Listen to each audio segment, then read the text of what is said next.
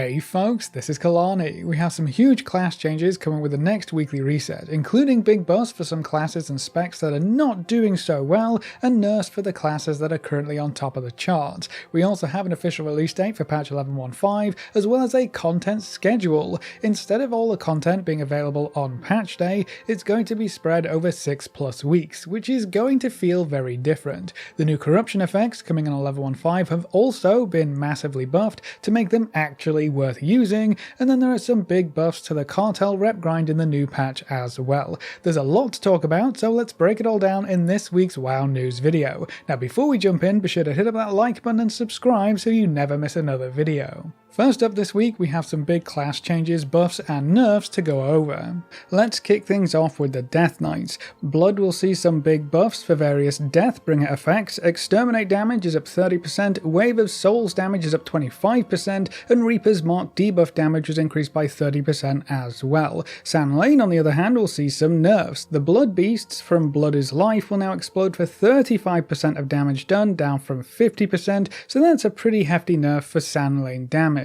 Frost will see the same buffs for Deathbringer hero talents, so Deathbringer should be doing quite a bit more damage with these buffs in play for both Blood and Frost Death Knights. And then Unholy will see the same nerf for Sand Lane. The damage of those Blood Beasts is being reduced down to 20% from 25%, so not quite as large a nerf as the Blood DK change, but a nerf is still a nerf, so Unholy will be doing just a touch less damage moving forward. Next up are the Demon Hunters, and Vengeance has a couple of quick nerfs. Sigil of Silence base duration was cut in half down to 2 seconds, so that won't be quite as powerful for those big caster packs, and then the Incorruptible Spirit effect was nerfed down to 10% for the Vengeance spec only. Vengeance is still dominating the tank market, especially in Mythic Plus, so I'm surprised they didn't get nerfed a bit more this week. Then we come to the Druids. Guardian has some quick nerfs. Boundless Moonlight damage was reduced by 10%, and Minor Moon damage was reduced by 10% as well. So very small nerfs, but it's never fun to see any kind of numbers being reduced for your class or spec. Balanced Druids have a few adjustments coming as well. They're going to see a 3% damage buff across the board, which is always nice, but on the flip side, Starfall damage is being knocked down by 10%. So the dev team are trying to rein in Boomkin's AoE potential, but then Star Surge and Power of Goldrin will see further 3% buffs, so less AoE damage but more single target damage. They'll also see the same nerf to Boundless Moonlight. Next up we have the Evokers, and Augmentation is getting yet another round of buffs. They'll see another 8% damage buff across the board, and the Breath of Aeon's nerf has been reverted, so that will deal 10% of accumulated damage done, up from 8%. It's an interesting balance conundrum for Augmentation, because you can't let them deal the same DPS as everyone else and keep their general support buffs, but then you can't make their support buffs powerful enough to offset that DPS loss entirely, especially with how meta-driven the endgame content of World of Warcraft has become. I honestly think they would maybe be better off going back to the drawing board for Augmentation if they don't want it to be the powerful support playstyle or spec like it was initially released as. I bet we see some major changes in 11.2 or maybe the next expansion to address those concerns.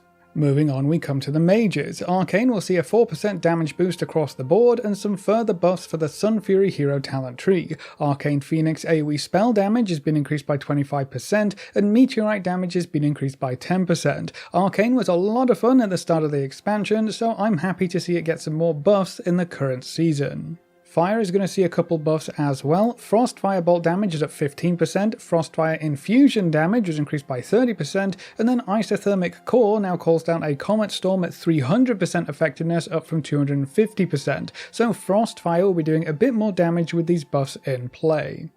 Monks are up next, and Brewmaster is actually seeing some changes for once. Brewmaster's balance will increase armor by 55%, up from 45%, so they'll just default be a bit tankier. Their Mastery's bonus to dodge chance was increased by 5%, which should provide some nice mitigation bonuses as well. And then Tiger Palm damage is up 15%, Rising Sun Kick damage is up 15%, and Celestial Brew Absorb amount has been increased by 20%. I think that's the most changes we've had in a single week for Brewmaster in quite a while, and hopefully this will put them in a better place as we head into a new patch. Mistweaver monks have a couple of adjustments as well. Jade Empowerment now increases Crackling Jade Lightning damage by 2000%, down from 2500%, so that's a good chunk of damage cut off there, but it will now cleave nearby enemies at 25% effectiveness, up from 15%, so the AoE and cleave potential has been increased a little bit. Shaylun's Gift Healing was increased by 15%, and then Rushing Wind Kick increases Renewing Mist Healing by 200%, up from 150. And then the Windwalkers haven't been left out. Efficient Training increases the damage of energy spenders by 40%, up from 20%, and then One versus Many increases the damage of Fists of Fury by 20%, up from 15%. So a couple of buffs for the Windwalkers as well. Paladins join the list this week, starting with Holy. Shining Righteousness only requires 4 Shields of the Righteous to activate, down from 5. Righteous Judgment Chance was increased to 100%, up from 50%. Veneration now transfers to 80% of damage done into healing, up from 225%. A Just Reward Healing was increased by 80%, and then Light of the Martyr no longer transfers over heals into the Heal Absorb. So some pretty sizable buffs for Holy Paladins this week, which may turn the tide in the healing meta, especially when we get to the priests. But before that, Retribution will also see some buffs for Herald of the Sun. Gleaming Rays now increase the damage of Holy Power spenders by 15% while a Dawn Light is active, up from 5%. Sun's Avatar damage was increased by 50%, and Dawn Light damage is up 40%. Those are some pretty hefty buffs, so we could see a shift away from Templar if the buffs keep rolling in. Now the priests are up next, and Discipline has a few adjustments, which isn't too surprising with how dominant they have been recently. Wheel and Woe was cut in half, down to a 5% bonus per stack for Power Word Shield. Penance damage and healing was reduced by 15%. Allies with Atonement are now healed for 28% of damage done, down from 32%, but Atonement is now 125% more effective outside of raids, and Void Weaver's Void Blast damage was increased by 10%, so it definitely could have been worse for Discipline Priest this week. Holy Priests are seeing a bit more love this week as well. Holy Nova damage has been increased by 30%, Prayer of Healing has been increased by 15%, Prayerful Litany causes Prayer of Healing to heal its primary target for 125% more, up from 75%, and Prayer of Healing mana cost is being reduced by 10%. Prismatic Echoes was buffed up to 8 and 15%, up from 5 and 10% for Echo of Light Healing, and up to 20 and 40% from 15 and 30% for Renew Healing, so quite a few buffs there too. On top of all of that, they'll also see a 3% healing increase across the board, and Twin Sight now applies 4 stacks of Prayer of Mending, up from 2, so Holy Priest should be doing a bit better with these buffs in play.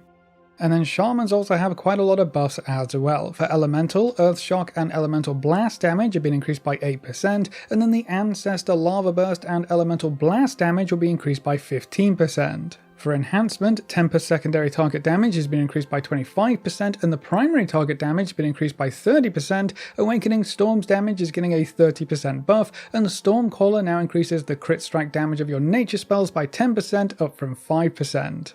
And then Resto Shaman haven't been left out. They're going to see the same buffs for the Ancestor Lava Burst and Elemental Blast damage that Elemental got.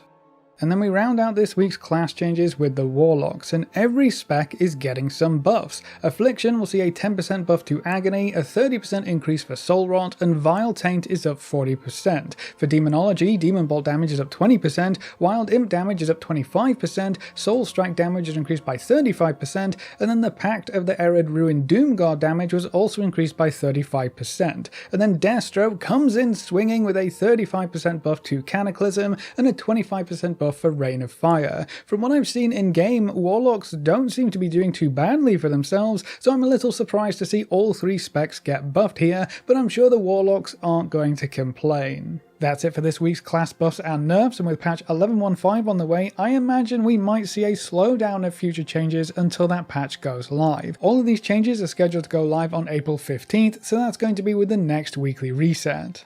It's not just class tuning this week, we have some more updates for patch 11.15.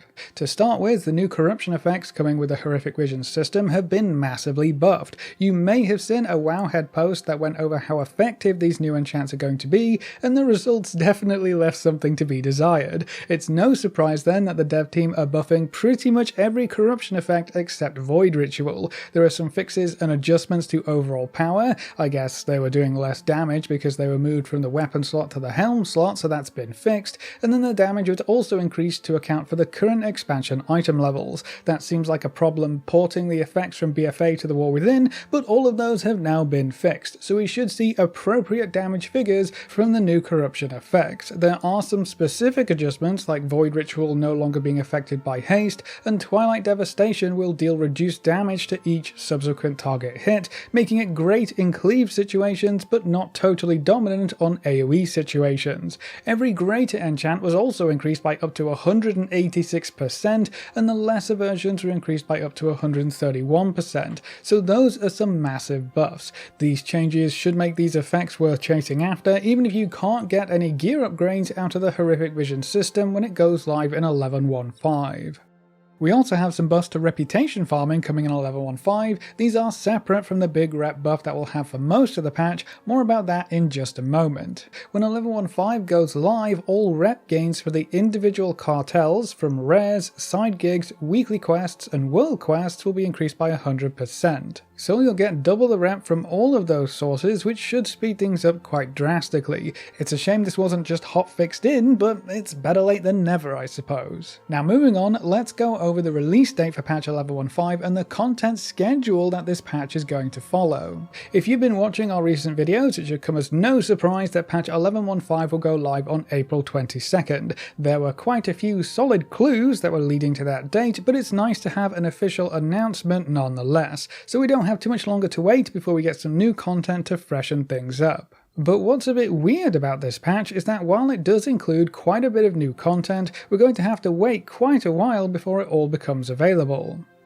So on April 22nd, we'll get the new Nightfall content, which includes a public event, a new Renown faction to farm reputation with, a bunch of rewards from the Renown track and faction vendors, and this content also serves as a pretty good gear catch-up for anyone with a lower item level, or for any of your alts that have been left behind. We're looking at easy champion track gear, as well as Warbound veteran gear from the daily quests, so nothing too crazy, but it should help your alts get caught up pretty quickly.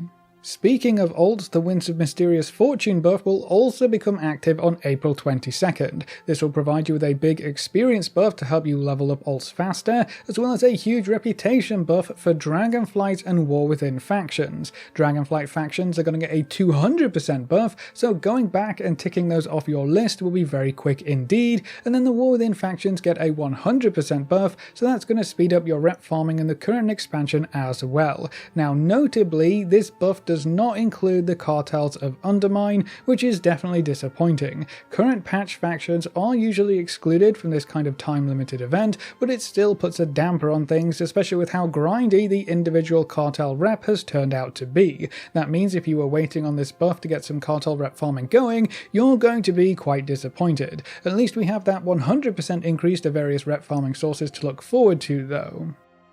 We also have a bit more information on the various potions that are going to drop while the buff is active. We'll see stat boost potions, some fun visual alteration items, and there are potions that increase your damage in a variety of ways, as well as 10% bonus XP potions that stack with the event buff. Most of these potions are going to be consumed as soon as you loot them, so you won't be able to hoard them or stockpile them, but the experience bonus potions specifically will be warbound, so you can trade them around your characters, and they will also persist after the event lasts, so you could save all of those to level at a later date if you would rather do that. This buff also has a time limit on it. It's not going to be active for the entire patch. It will only run from April 22nd to May 20th, so it's not going to be around for very long.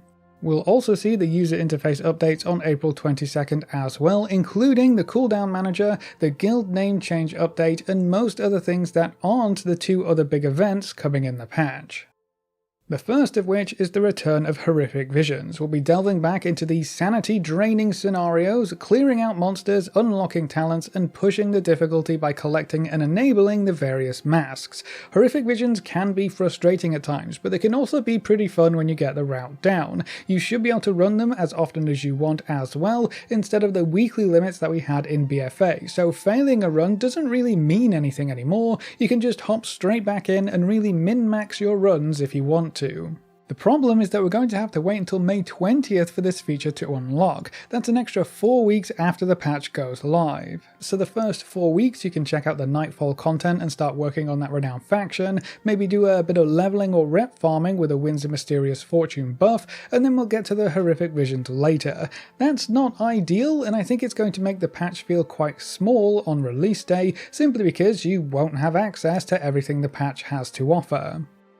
Now the second big event that is supposed to be part of this patch comes even later. The Dastardly Duos event will run for 6 weeks, and it's actually pretty fun. You jump into an arena with a bunch of mobs to kill, and you face off against multiple bosses from all dungeons. It's fast paced, there are a bunch of ways to deal extra damage, and the main goal is to earn as high a score as possible. The Dastardly Duos event doesn't start until June 3rd, so that's another 2 weeks after the Horrific Vision event starts, and 6 weeks after the patch goes live.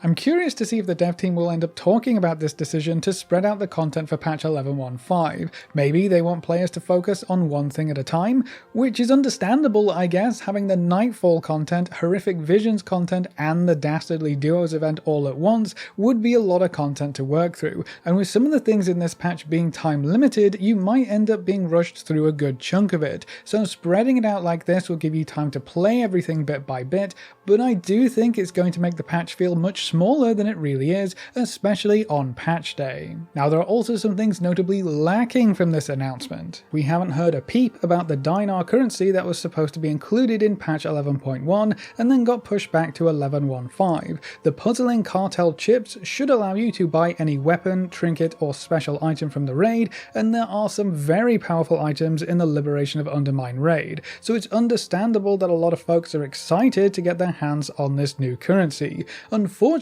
we still have no idea where they're going to come from, or even how many we're going to get. We do know that the plan was for everyone to gain access to them at the same time, but that's kind of it. We quite simply have zero solid information about them. That doesn't mean they aren't a part of patch 11.15, but with this being a highly anticipated portion of the patch, I would have expected the dev team to at least mention them in the patch announcement. They also haven't appeared on the PTR as of yet, from what I can tell, so that's a bit weird. The PTR is not yet marked as a release candidate, which means we could see them added in before April 22nd, or with the patch being stretched over 6+ weeks, the currency may pop up somewhere towards the end of the patch instead. They could also just get pushed back into 11.17, we just have no idea at this point, and the lack of information is a little disappointing.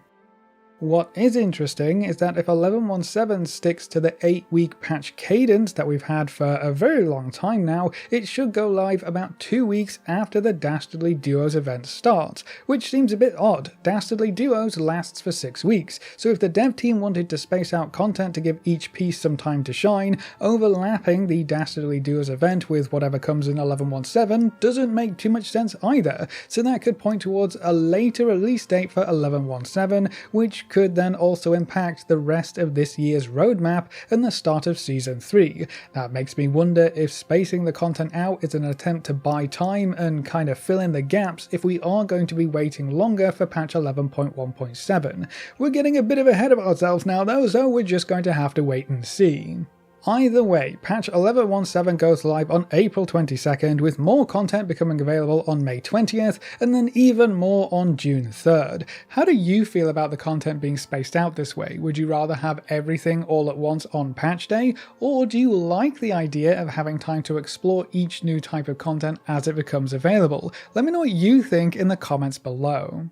Now, in other news, we actually have some information about Season 3. About a week ago, the dev team opened up a poll to let players vote on which dungeons they would like to see return for Season 3 of The War Within. Those polls have since closed and the winners have been revealed. Wowhead compiled the votes from each region and totaled them up, so we can see the top 4 dungeons are Arakara, Operation Floodgate, Priory of the Sacred Flame, and then the Dawnbreaker. I find it hilarious that City of Threads is way down at the bottom where it deserves to be, and if you look at the top 3 dungeons especially, they all seem to follow a pretty clear trend. Those 3 dungeons have some of the best trinkets available from dungeons in their respective seasons, so you can't help but wonder if players just want an easy trinket to pick up in Season 3, but those are the top 4 dungeons that were voted on by players. We're not too sure how many of these dungeons will be included in Season 3, but I guess we know at least Arakara will be making a comeback. It's also important to note that Season 3 will probably be our last season in The War Within. The dev team have said time and time again that the next couple of expansions will come a bit faster. If the plans haven't changed, they're aiming for an 18-month expansion cadence, which means we should see the Midnight expansion right after Season 3 runs its course. The 2025 roadmap also has the housing feature at the end of the year, which could be a part of the Midnight expansion pre-patch, so we should be moving on from The War Within pretty quickly after 2025 comes to a close. And then the last thing I want to talk about in this video is a quick update to Classic WoW. Season of Discovery just had another update, so there's a whole bunch of new content to explore over there if that's your kind of thing. But with this update, you can now change your Classic WoW game mode from inside the game, instead of having to close the game and open the correct version from your launcher. Not only will this make it much easier to switch around if you play multiple versions of Classic WoW, but it also clearly shows how many different versions of World of Warcraft are currently running side by side. That's kinda crazy, and they don't seem to have any plans on stopping anytime soon. We're gonna have Mists of Pandaria Classic before too long, and then Legion will make a comeback at the end of the year as another WoW remix. So there are some fun times ahead for everyone who plays WoW, no matter which version you are currently playing. But that's all of the updates we have for this week, so that's it for this week's WoW news video. What do you think of the patch 11.15 content schedule and how spaced out everything is? Do you think we'll see the Dinars as part of this patch, and how powerful do you think the corruption powers should be? Leave all your thoughts in the comment section below. A big thank you to all of our supporters over on Patreon and to all of our members here on YouTube. You can see their names floating by on screen. If you're interested in supporting the channel, you can find links in the description or click the join button just below the video. If you enjoyed the video or found it useful in any way, make sure to subscribe and ring that notification bell so you're always kept up to date. Thanks for watching, folks, good luck and have fun, and as always I will see you next time.